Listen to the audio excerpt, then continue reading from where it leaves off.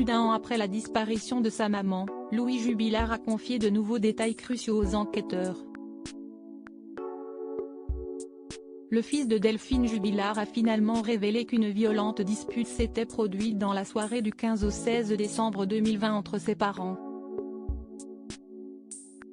Bouleversé depuis la disparition de sa maman Delphine Jubilard survenue dans la nuit du 15 au 16 décembre 2020, Louis a été une nouvelle fois interrogé le 26 novembre 2021 par les enquêteurs.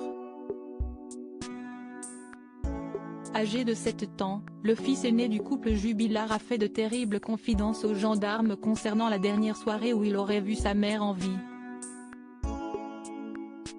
Selon Le Parisien, le frère d'Elia a ajouté des détails glaçants à son récit, notamment qu'il aurait vu et entendu une violente dispute entre ses parents aux alentours de 23 h. Alors que lors de ses précédentes déclarations, Louis avait indiqué être allé se coucher tout de suite après avoir regardé l'émission La France a un incroyable talent, le petit garçon a cette fois modifié le cours de cette fatidique soirée.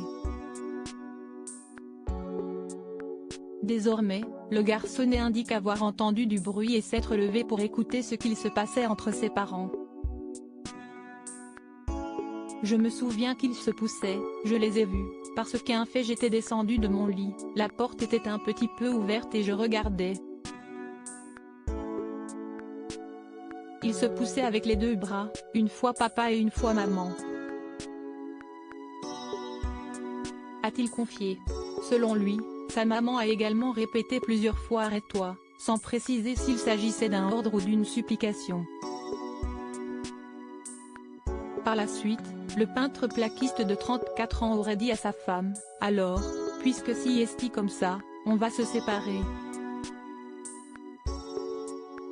Autre nouveau détail ajouté par le fils Jubilard, Cédric et Delphine se tenaient entre le canapé et le sapin au moment de la dispute, référence directe au sapin que la famille venait d'acheter quelques jours plus tôt pour fêter Noël.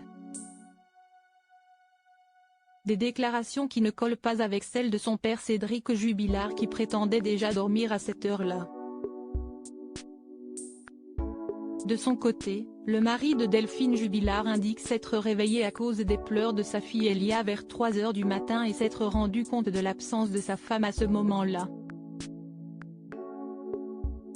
À 4 h 09 du matin, il appelle les gendarmes pour signaler la disparition de la mère de ses enfants.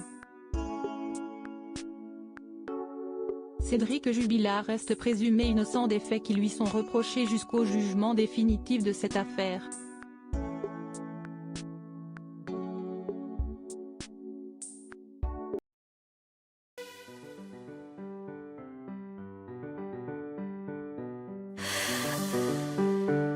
나